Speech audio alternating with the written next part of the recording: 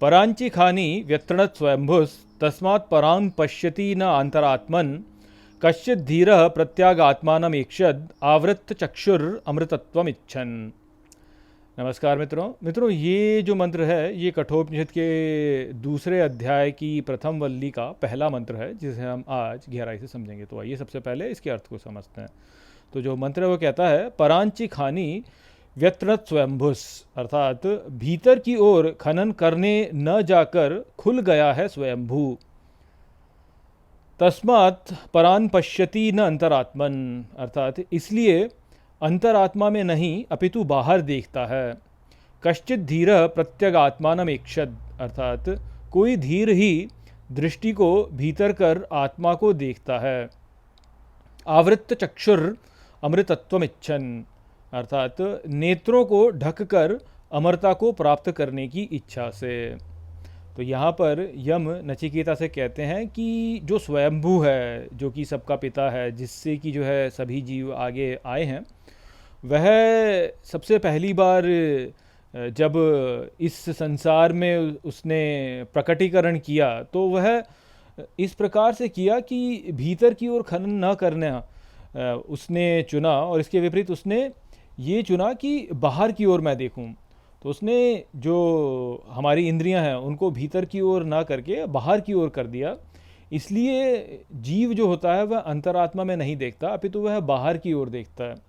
और कोई धीर व्यक्ति ही होता है जिसमें बहुत सारा धैर्य हो और बहुत ज्ञान जिसने प्राप्त कर लिया, जो कि अपनी दृष्टि को भीतर की ओर करके आत्मा को देख पाता है, नेत्रों को ढक करके।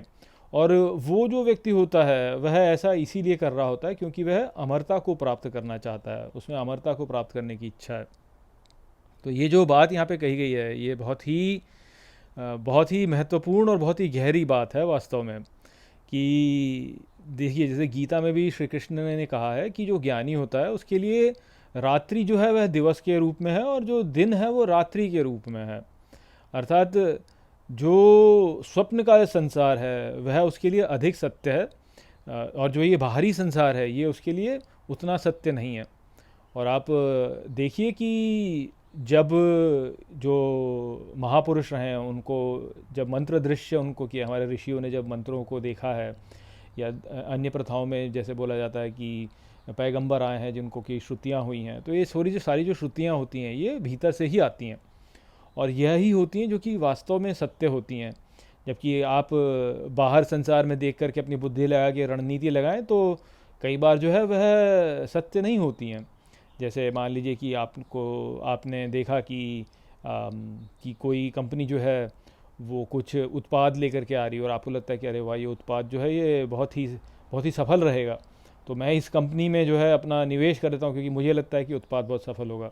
अब यदि ये जो आपको अब जो ये भास हो रहा है कि ये उत्पाद सफल होगा, तो ये आप अपनी बुद्धि से इसको आप समझने का प्रयास कर रहे हैं कि हाँ ये सफल होगा, पर इस बुद्धि पर विश्वास नहीं किया जा सकता क्योंकि बुद्धि जो होती है वह एक दिशा में ही सोचती है। तो आपको ये लगा कि हाँ ये उत्पाद बहुत ही सफल रहेगा, परंतु हो सकता है कि उत्पाद सफल ना रहे। ऐसे कितने सारे उदाहरण हम देख सकते हैं जहाँ पर कि आरंभ में सोचा गया कि ये उत्पाद बड़ा ही सफल रहेगा, किंतु अंततः यह ही सिद्ध हुआ कि वह उत्पाद जो है वह सफल नहीं हुआ।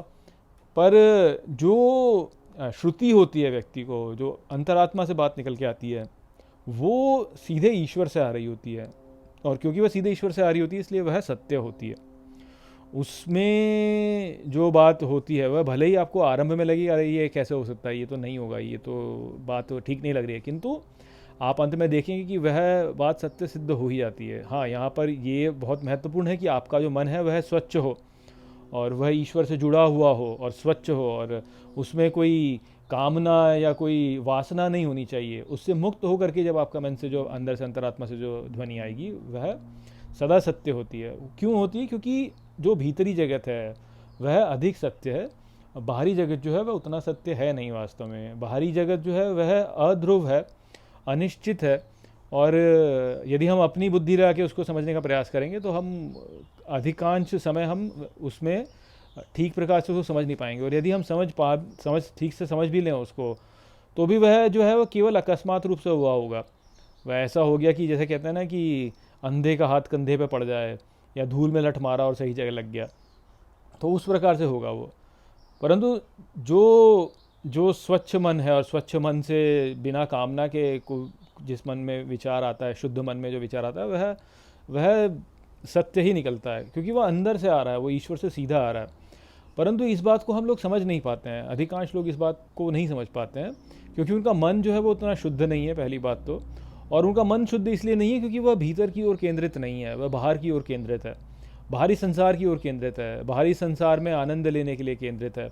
वह जो मन है वह कामनाएं करता है, उसमें राग द्वेष है, उसमें पूर्वाग्रह हैं, उसमें धारणाएं हैं, और बहुत सारा मल उसके भीतर है। तो इस कारण से जो है बाहर की ओर केंद्रित जब मन हो जाता है तो वह मलिन हो जाता है। और देखिए, ये जो बाहरी संसार हमको दिखता है होता हुआ, जो भी घटनाएं हमें होती हुई दिखती हैं, वह वास्तव में सभी समय पर जो है एक प्रकार की हमारे लिए परीक्षा होती है।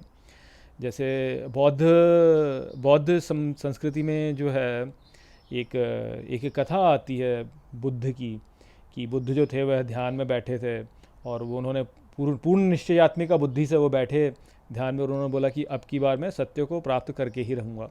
और तब जो है मारा करके एक राक्षस जो है वह आया, और मारा करके राक्षस ने जो है उसको बोला कि तुम यहाँ पे क्यों बैठे हुए हो, ऐसे क्यों बैठे हुए हो, और बहुत सारे उसने अलग अलग प्रकार के राक्षस और भयावह जीव उसको दिखाए। परंतु वो जो जीव उसने दिखाया, उससे भगवान बुद्ध पर कोई भी प्रभाव नहीं पड़ा। वह अपने स्थिति में वैसे के वैसे ही बैठे रहे, एकदम स्थिर होकर के। तो ये जो कथा है ये वास्तव में रूपक है। मारा जो है वह मृत्यु है, और वो बहुत से विषय हमारे सामने लेकर के हमारे सामने प्रकट करते हैं, और यदि हम उसके प्रति प्रतिक्रिया कर देते हैं तो फिर हम जो परीक्षा थी उस परीक्षा को जो है हम सफलता से उसको पार नहीं कर पाते। और यदि हम स्थिर होकर अपने अंतरात्मा में ही बैठे रहें तो ये जो संसार की जो भी हमें दिखते हैं ये विकर्षण, ये स्वतः लुप्त हो जाएंगे। ये ऐसे हो जाएंगे जैसे मृत तृष्णा होती कि ये थे ही नहीं। परंतु इन सब पर इस प्रकार से प्रतिक्रिया ना करने के लिए व्यक्ति में धीरज होना चाहिए, बहुत सारा धीरज होना चाहिए। तभी जो है वह इन सभी के प्रति कोई प्रतिक्रिया नहीं करेगा और सोचेगा कि अच्छा ये सब कुछ तो ऐसे ही मेरे आगे नाटक हो रहा है। तो वो बात यहाँ पर यम कह रहे हैं कि हमारी जो प्रवृत्ति बनाई गई है, जो स्वयंभू ने हमारी प्रवृत्ति की है, वो इस प्रकार की है कि हम बाहर की जो और जो वस्तु हैं उनको महत्ता देते हैं, उनको सत्य मान लेते हैं, और उनको सत्य मानकर उनके प्रति प्रतिक्रिया कर देते हैं, जिस कारण से जो है हम कर्म फल के बंधन में फंस जाते हैं। परंतु जो धीर मनुष्य होता है वह इनके प्रति प्रतिक्रिया नहीं करता, और इस कारण से कर्म बंधन में फंसता नहीं। और क्योंकि वह कर्म बंधन में फंसता नहीं है, इस कारण से वह मृत्यु को पार करके अमरता को प्राप्त कर लेता है। जैसे भगवान बुद्ध जो थे उन्होंने कोई प्रतिक्रिया नहीं की, इस कारण से जो मारा राक्षस था अर्थात मृत्यु, उसका उन पर कोई प्रभाव नहीं हुआ और वह अमरता को प्राप्त कर पाए। तो हमको भी जो है इस बात को यहाँ पे समझना है कि जो ये बाहरी संसार को हम इतना महत्व देते हैं, हमें वास्तव में उसको उतना महत्व नहीं देना चाहिए। और यहाँ पे जो भी समस्याएं, कष्ट, कलह, क्लेश या जो भी सुख हमको लगता है कि हैं, ये सब वास्तव में केवल एक भ्रमजाल है हमें फंसाने के लिए। वास्तव में यहाँ पे कुछ है नहीं, कुछ नहीं है, खाली खोखला है, इसमें कुछ भी कोई सार नहीं है वास्तव में इस भारी संसार में। आप यदि इसके प्रति प्रतिक्रिया ना करें तो ये स्वतः अपने आप सब जो है विलीन हो जाएगा, लय हो जाएगा सब कुछ, और कुछ नहीं बचेगा। पर हम वो कर नहीं पाते, क्योंकि हमारे को बनाया ऐसा गया कि हम बाहर की ओर केंद्रित कर देते हैं अपनी दृष्टि को। हम यदि अपनी दृष्टि को अंतरात्मा की ओर केंद्रित कर लें और बाहर के इस भारी संसार पर ध्यान देना जो है हम समाप्त कर दें, तो हमारी ये सारी समस्याएं धीरे धीरे धीरे धीरे समाप्त हो जाएंगी। और वो करने के लिए हमें धीरज चाहिए, धैर्य के साथ में हम बैठ जाएं और कोई प्रतिक्रिया ना करें। करना अत्यंत कठिन है, मैं आपको यहाँ पे कह रहा हूँ, किंतु जब मेरे आगे भी परिस्थिति होती है, कई बार प्रतिक्रिया हो जाती है। क्यों? क्योंकि विस्मरण हो जाता है ज्ञान का, तो उसको स्थिर करने की आवश्यकता है कि अपने भीतर स्थिर हो। वो स्थिर होता भी है, ऐसी बात नहीं है कि नहीं होता। अब धीरे धीरे धीरे धीरे धीरे धीरे आप यदि अभ्यास करेंगे तो होगा। मुझे अपने अंदर उस प्रकार से लगता है कि धीरे धीरे धीरे अभ्यास से जो है लाभ होता है।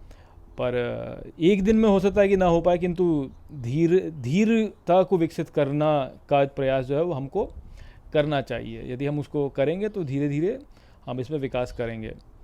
और हमारे लिए और कोई विकल्प नहीं है, वास्तव में कोई और विकल्प है ही नहीं। या तो हम संसार में फंसे रहें ऐसे ही प्रतिक्रिया करते रहें और फंसे रहें, और या तो हम जो है प्रतिक्रिया करना छोड़ दें और अमरता को प्राप्त करें। तो हमारे पास विकल्प भी नहीं है। हाँ, ये ज्ञान कई बार अस्थिर नहीं हो पाता, उसको स्थिर करने के लिए अभ्यास की आवश्यकता है। तो वो करने का ही हमें प्रयास करना चाहिए, वह ही वास्तव में हमारे जीवन का मूल कार्य है। वो यदि हम कर रहे हैं तो हम कुछ सार्थक कार्य कर रहे हैं, अन्यथा हम कुछ भी सार्थक नहीं कर रहे हैं, सब व्यर्थ का ही कार्य करे जा रहे हैं। तो वो संदेश था यहाँ पर इस मंत्र में। आशा करता हूँ कि मैंने इस मंत्र को आपको अच्छे से समझा दिया होगा। चलिए इसी के साथ इस वीडियो को यहीं पे समाप्त करते हैं। नमस्ते।